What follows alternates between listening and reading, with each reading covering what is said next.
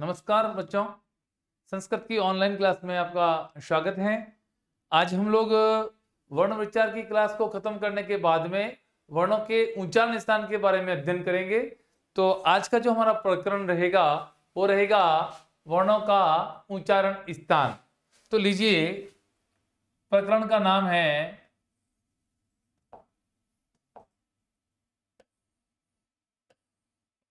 वर्णानाम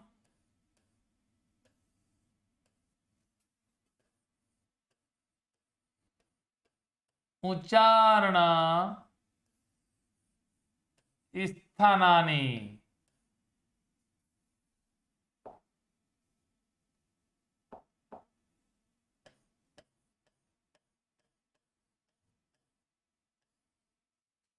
वर्णों का उच्चारण स्थान। देखिए, महर्षि पाणिनि ने संस्कृत व्याकरण में वर्णों के 8 उच्चारण स्थान बताए हैं। तो बच्चों, हमारे इस शरीर में जिस प्रकार से ये नासिका है, जिस प्रकार से ये जो मुंह है, और इस मुंह के अंदर जो जीवा है, इसमें दंता है, यहाँ पे जो तालु बना हुआ है, ये ओष्ठ है। तो इस प्रकार से इसके द्वारा हमारे वर्णों का उच्चारण किया जाता है। जैसे कि मैं नाम बताऊंगा आपको: ओष्ठ, नासिका, तालु, कंठ, जीवा, मूर्धा। मूर्धा का मतलब होता है पूरा भाग, ये है दंता, दांतों से। तो इस प्रकार से कुल मिलाकर के हमारे, और नासिका, नासिका हो गया, ओष्ठ 2 3 4 5 6 7, और उरह। इस प्रकार से 8 हमारे महर्षि पाणिनि ने वर्णों के उच्चारण स्थान बताए हैं। तो बच्चों, आज हम जो भी हमने पिछली क्लास के अंदर जो वर्णों के बारे में हमने पढ़ा है, उस वर्णों को हम कहाँ से इसका उच्चारण होता है उसके बारे में हम जानकारी प्राप्त करेंगे। कुछ सूत्र हैं, उस सूत्र के माध्यम से हम लोग आपको बताएंगे, समझाएंगे। जरा ध्यान दीजिएगा। पहला जो सूत्र है हमारा वर्ण उच्चारण स्थान का, वो क्या है? अकुह विसर्जनीय नाम।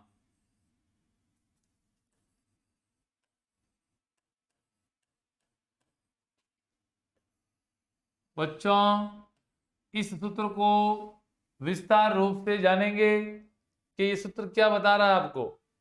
तो देखिएगा, ये सूत्र क्या कह रहा है आपको? अ कु ह विसर्जनीयम, ये शब्द साथ में है। तो देखिएगा बच्चों, अ से तात्पर्य है अ और आ दोनों साथ में। जैसा कि हमने माहेश सूत्र में पढ़ा था, आ साइलेंट था लेकिन साथ में बोला जाता है। इसके बाद में बच्चों कु, और कु से तात्पर्य क्या होता है? मैंने पहले आपको वर्ण विचार में पढ़ाया था। कु से तात्पर्य होता है क वर्ग, और क वर्ग के अंतर्गत कौन कौन से वर्ण आते हैं? तो बच्चों क, ख, ग, घ, ग, ये 5 वर्ण इसके अंदर आते हैं। और बच्चों विसर्जनीय नाम, इसका मतलब होता है विसर्ग। क्या मतलब होता है बच्चों? विसर्ग। तो देखिएगा, ये सूत्र कह रहा है अपन को कि अ आ कु यानी क वर्ग, क वर्ग में आता है ख, क, ख, ग, घ, ग, और विसर्ग। इनका जो उच्चारण स्थान होता है वो होता है कंठ से। किससे होता है? कंठ से। अकुह विसर्जनीय नाम कंठ, ये पूरा सूत्र इस प्रकार से बोला जाता है: अकुह विसर्जनीय नाम कंठ, यानी कि अ आ कु यानी क वर्ग, क वर्ग में क, ख, ग, घ, ङ और विसर्ग, इनका जो उच्चारण होता है, इन वर्णों का जो उच्चारण होता है वो कंठ से होता है। ठीक है ना, समझ में आ गया आपको? ओके, अब मैं आपको दूसरा सूत्र की ओर लेके चलता हूं। ये सूत्र आपकी व्याकरण की नोटबुक, सॉरी व्याकरण की पुस्तक के अंदर लिखा हुआ है, उसको देख करके अपनी नोटबुक में लिख लीजिएगा। लेकिन मैं इस सूत्रों को यहाँ पे विस्तार से आपको समझा रहा हूं कि सूत्र आपको क्या कहना चाहता है। आगे बढ़ते हैं।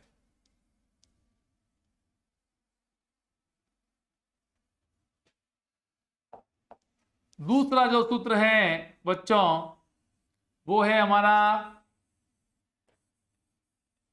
ईचुयसानाम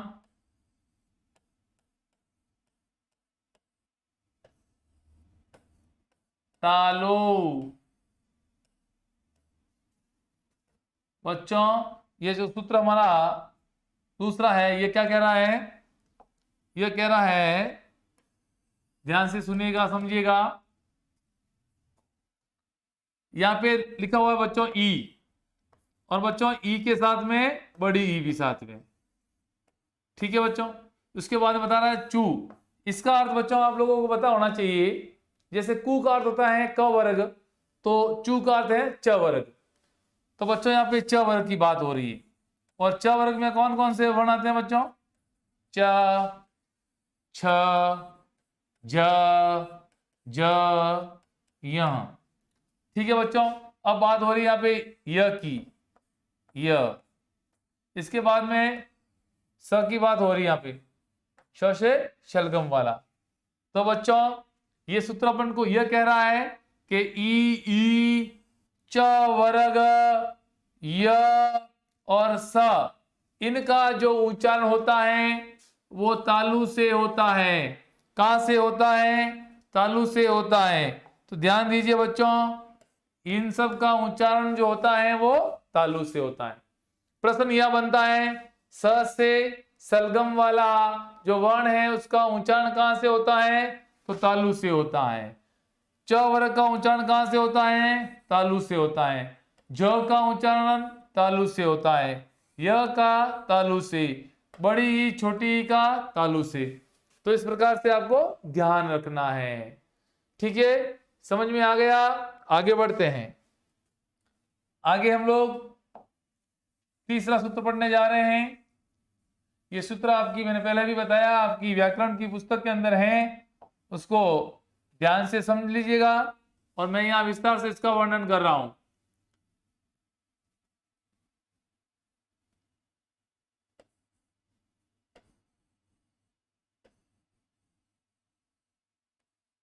ऋटूर्षाणाम मूर्धा। बच्चों ये मूर्धा लिखा हुआ है, मुर्दा नहीं है। ये मुर्दा जो है हमारे शरीर के अंदर जो उच्चारण स्थल है उसका एक भाग है। तो देखिएगा बच्चों, ये जो सूत्र क्या कह रहा है, इसका विस्तार रूप जानेगा। यहां पे जो शब्द लिखा हुआ है वो है री। बच्चों छोटी री के साथ में बड़ी री भी आती है, ये मैंने पहले भी बताया।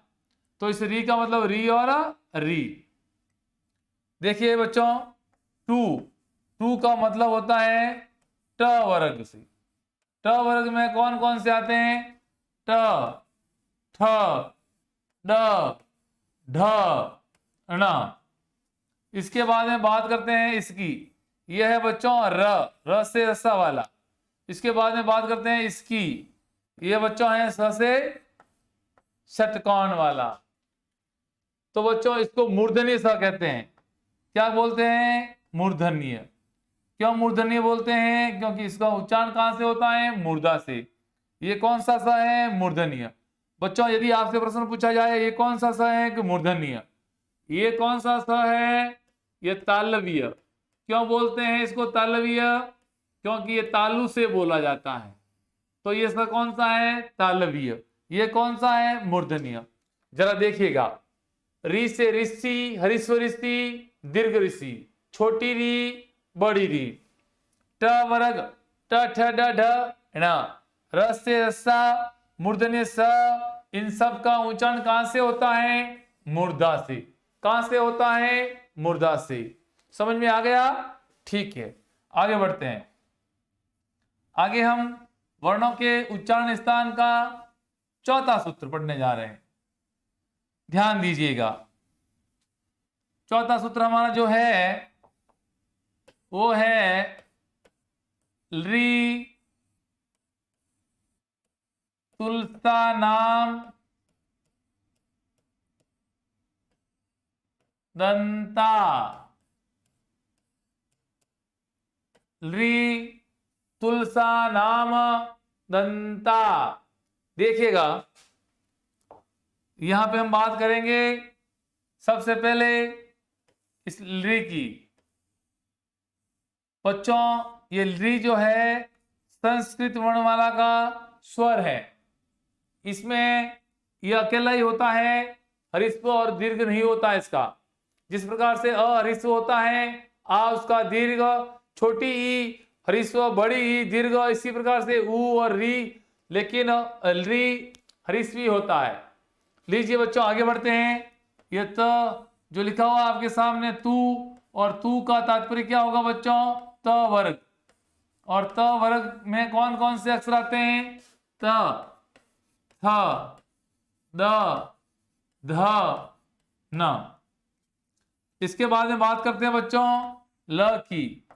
इसके बाद में स की। बच्चों, हमारे सामने दो स पहले हम पढ़ चुके हैं, ये तीसरा स और आ गया। देखिए बच्चों, हम हमारी वर्णमाला में इन तीन स को पढ़ते हैं। शुरू से हमने पढ़ा था श से शलगम, श से षटगम, श से शपेरा। लेकिन बच्चों, इसको हमारी संस्कृत की भाषा में इसको तालवी स बोलते हैं, इसको मूर्धन्य स बोलते हैं, बच्चों इसको दंतव्य स बोलते हैं, क्योंकि उसका उच्चारण स्थान दांतों से होता है।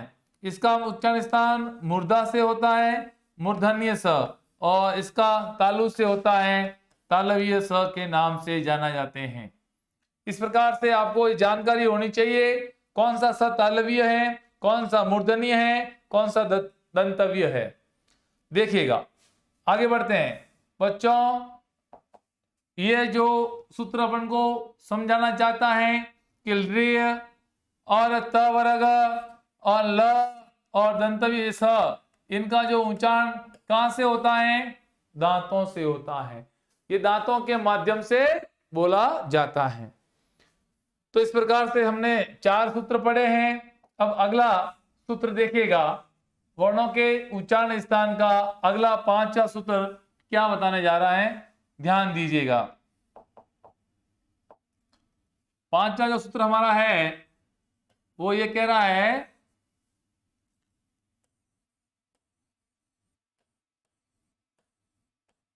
वकारस्य दंतोष्ठ, वकारस्य दंतोष्ठ। लेकिन इससे पहले यह आपका 5वां सूत्र जो है वो यह है उपपद्य मान्य नाम।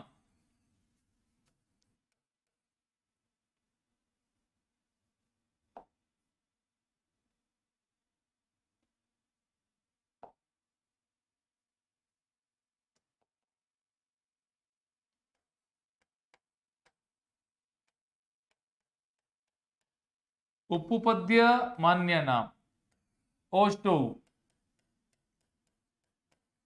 जरा इसको देखिएगा, ये सूत्र अपन को ये बताना चाह रहा है कि उपपद्य मान्य नाम, ये उ का मतलब क्या होगा बच्चों? उ और उ। इसके बाद में बात करते हैं पू की। पू का मतलब हो गया आपके प वर्ग, और प वर्ग में क्या क्या आते हैं? प, फ, ब, भ, म। बच्चों, यह 5 वर्ण प वर्ग के उ और उ। इसके बाद में पद्यमान शब्द आया एक, पद्यमान। पद्यमान शब्द बच्चों संस्कृत 2 प्रकार की होती हैं, लौकिक और अलौकिक। लौकिक संस्कृत जो हम पढ़ रहे हैं हमारे विद्यालय के अंदर पुस्तकों के माध्यम से, और अलौकिक संस्कृत जिसके द्वारा है जो हमारे संस्कृत के बड़े बड़े साहित्य और कई प्रकार के है जो साहित्य रचे गए हैं, लिखे गए हैं, उसके अंदर अलौकिक संस्कृत का प्रयोग किया गया है। जैसे बच्चों हम लोगों को ये जानकारी होनी चाहिए कि हमारे एक मानव जीवन के अंदर एक बीमारी होती है हार्ट की, उस बीमारी को चेक करने के लिए एक ईसीजी नामक टेस्ट किया जाता है। वो उसकी संरचना इस प्रकार से होती है बच्चों, आपने कभी देखा होगा लंबे पेपर पर।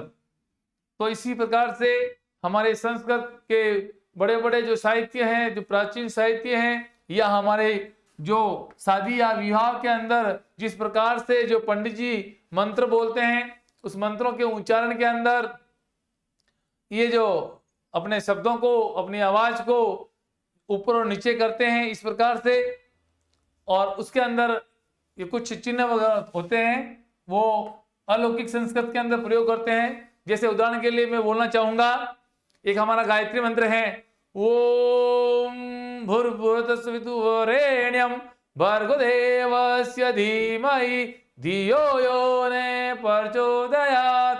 अर्थात कभी ऊंचे स्वर में, कभी नीचे स्वर में, कभी समार में। तो ये इस प्रकार से जो ये उपपद्यमानीय शब्द हैं, ये प और फ जो वर्ण होता है उसके पहले इस प्रकार के चिन्हों का प्रयोग किया जाता है, उसको पद्यमान्य कहते हैं। इसका प्रयोग अलौकिक संस्कृत में होता है, लौकिक संस्कृत में नहीं होता है। तो इसलिए फिर भी इस सूत्र के द्वारा हमें इसको पढ़ना पड़ता है। तो देखिएगा, इस सूत्र कह रहा है उ ऊ प वर्ग और प फ उपपद्यमान्य, इन शब्दों का जो उच्चारण है वो होता है आपके ओष्ठ के द्वारा, ओष्ठ के द्वारा होता है। तो आपको समझ में आ गया होगा। देखिएगा वापस इसी सूत्र को, उपपद्यमान्य नाम ओष्ठौ, यानी कि उ प वर्ग और पद्यमानी शब्द प और फ जिसके आगे इस प्रकार के चिन्ह लगे होते हैं, जिसका प्रयोग अलौकिक संस्कृत में किया जाता है, उसका प्रयोग, उसका है जो उच्चारण है ओष्ठ से होता है। तो ये हमने पढ़ा था 5वां सूत्र। बच्चों अब हम पढ़ने जा रहे हैं आपके उच्चारण स्थान का 6ठा सूत्र। ये क्या कह रहा है, जरा इसको देखिएगा। ये कह रहा है वकारस्य दंतोष्ठः।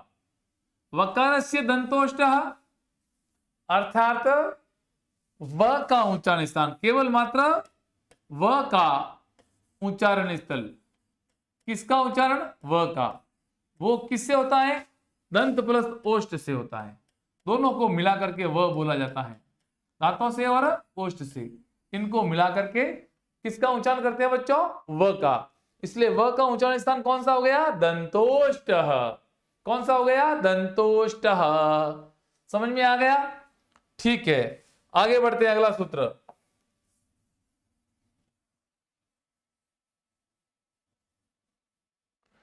इसके बाद में सूत्र नंबर 7, वो कह रहा है य म ङ ण न म। ये क्या है? ये प्रत्येक वर्ग के पंचम अक्षर, इनका जो उच्चारण होता है नासिका च। किससे होता है बच्चों? नासिका च। देखो इस सूत्र के अंदर च लगा हुआ है। च का तात्पर्य क्या होगा बच्चों? च से तात्पर्य होता है और, अर्थात ये सूत्र अपन को ये कहना चाहता है कि भैया यहाँ का उच्चारण तो पहले हो चुका है। ये कौन से वर्ग का है? ये च वर्ग का है। च वर्ग का पंचम अक्षर है च, छ, ज, ज, य। तो च वर्ग का उच्चारण कहां से होता है? तो हमने एक सूत्र पढ़ा था, इचु ये नाम सालू, इचु य सनाम तालू। अर्थात ई और च वर्ग का उच्चारण कहां से होता है? तालू से।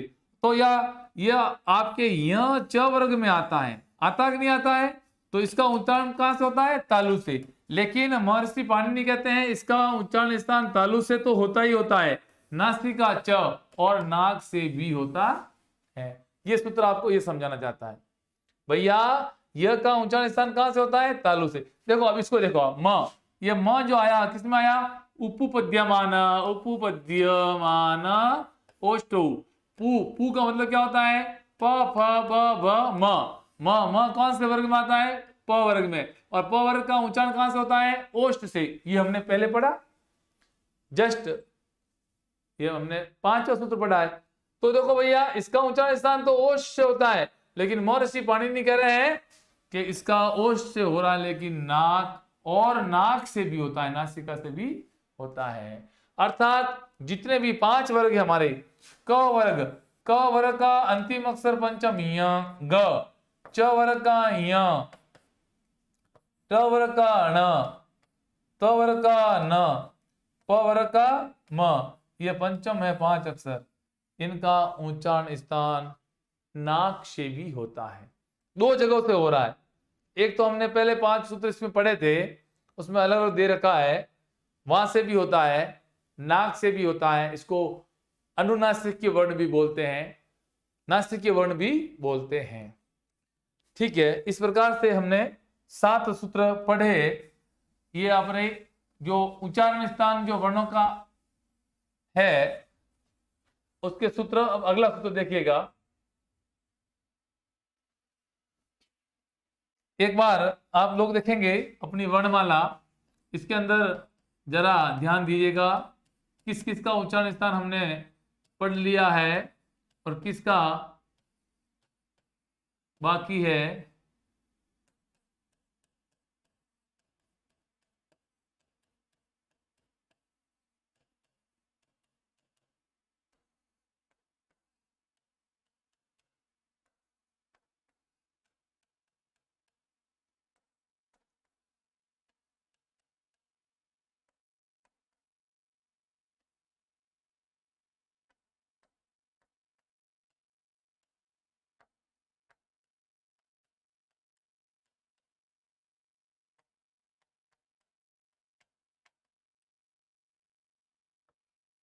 ये जो शब्द हमारे मिश्रित वर्ण है, इसको हम इसमें काउंटिंग नहीं करेंगे। देखो जी, हमने पहला सूत्र पढ़ा था, वो था अकुह विसर्जने नाम। अकुह, अकु में क्या आया? अ में अ आ, कु का मतलब क वर्ग। इसका उच्चारण स्थान कहां से होता है? कंठ। फिर हमने क्या पढ़ा था? इचूय, ई का मतलब ई, और चू, चू का मतलब च वर्ग, इचूय। सा नाम, स, इनका कहां से होता है? तालु से। फिर हमने पढ़ा रिटूर नाम, रिटूर नाम, रिटूर, री री ट वर्ग और र, रिटूर, रिटूर सा नाम, ये श, इनका होता है मूर्धा से। फिर हमने पढ़ा था री तुलसा नाम, तू, तू वर्ग, इनका री तुल सा, स नाम दंता, ये पढ़ लिया था। अगला सूत्र पढ़ा था उपु, उ, पू से प वर्ग, उपपद्यमान्य ओष्ठ। इसके बाद में हमने पढ़ा था वकारस्य, वकारस्य व का दंतोष्ठ, और लृ तुलसा नाम, ये आ गया आपके लृ तुल, ल उसमें आ गया दंता में, वकारस्य दंतोष्ठ। इसके बाद में ये ह किस में आ गया आपके? अकुह, पहले वाले में ह भी आ गया। विसर्ग नाम, ये विसर्ग आ गया, अकुह विसर्जा नाम। फिर आपके बच गए हैं ये 5 वर्ण। फिर 5 वर्ण बच गए, तो 5 वर्ण के अंदर अगला जो सूत्र आपके आ रहा है नेक्स्ट, सूत्र नंबर 10, अनुस्वारस्य नासिका। जो ये अनुस्वार है इसका उच्चारण स्थान नाक से होता है। ध्यान दीजिए बच्चों, नाक से होने वाले ये पंचम वर्ण और अनुस्वार है, इनका उच्चारण नाक से होता है। और आपका जो सूत्र नंबर 11 कहता है ए दे तो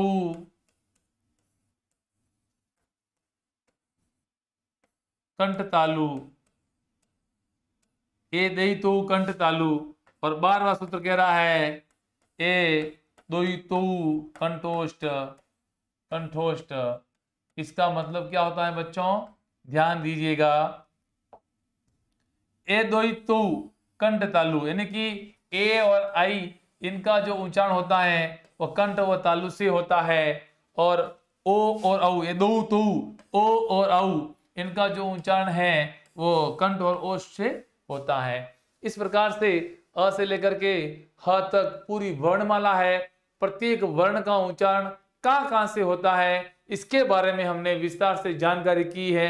तो बच्चों, मुझे उम्मीद है कि यह वर्णों का जो उच्चारण स्थान नामक टॉपिक था उसके बारे में आपने ये जानकारी जो प्राप्त की है, मेरे द्वारा आपको समझाने का प्रयास किया है, निश्चित रूप से आपको समझ में आएगा। ठीक है, आज के लिए इतना ही है। तब तक के लिए धन्यवाद। मिलते हैं अगली क्लास में।